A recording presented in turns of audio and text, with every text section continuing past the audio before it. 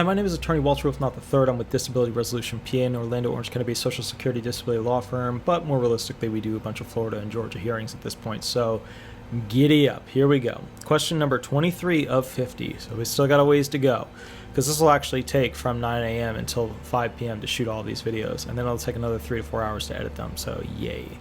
All right, question 23. You live in a program, correct? That's what the judge would ask. So, claimant, Mr. Smith, you live in a program, correct? Right? Yeah, so, okay, yeah. The kicker with this is, what do they require? So I'm going to read directly from the thing, of you to live there, right? That's the follow-up. What do they require of you to live there?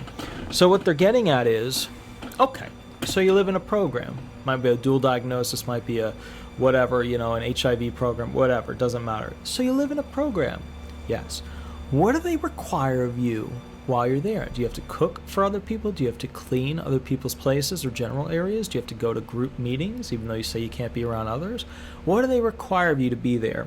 So let's talk about that. And I'm reading this because I gave myself little bullet points, even though my usual videos, you know I don't do that. I just wing it. This is a talking point, talking about what your program requires of you. And the thing is, these programs, they almost always write into your file that you're improving, you're improving, you're improving, you're improving. And then they like to cite that information when they ultimately go to write the administrative law judge brief as to a FF or a partially favorable, a PF, or a unfavorable UF. So those are kind of your options, your three options for what usually comes out of a brief. Unfavorable, partially favorable, fully favorable. I call them the three flavors. So what do you need to know about this? This basically means the judge is trying to figure out what you can or cannot do that the program requires you to do, that you choose to do because it's better than being homeless. That's also a great way for the judge to go ahead and see what you're willing to do, what you have the intent to do to not be homeless.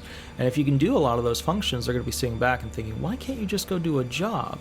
Now, that's an unfair standard because you're in a program, it's pushing you to a heightened level to go ahead and do something, otherwise you'd be homeless and likely die out in the woods. I get it. I understand it. Sometimes they do too, not always. All right, so that's just one of the things you kind of have to watch out for and look out for. All right. Now, if you have a question, you want the most up-to-date information, that's fine. Shoot me an email, give me a call. Also, 9th Thursday of April, 8 p.m., I will be doing a live YouTube video session thing with you, where you can call into the 407-279-1754 phone number. I'll answer it, and we'll run questions. You don't have to be my clients. You will have to use a fake name, and the bottom line is that I'll have to give you a little disclaimer at the opening of it, and then I'm going to beat the hell out of you. I'm going to ask you a bunch of questions, just like in a hearing. I'm going to get some of that unchecked aggression out of me that I know you know that I have. So we'll go through, and we'll have a good time. It'll be wonderful. I love you all. All right, perfect. So with that said, we now have to go on to question 24 out of 50.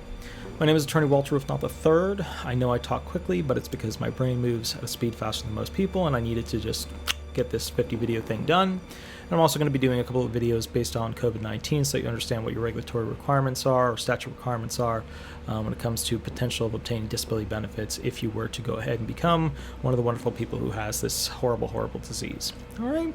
I'll catch you a little bit later. We'll go from there, and thank you so much. Bye-bye.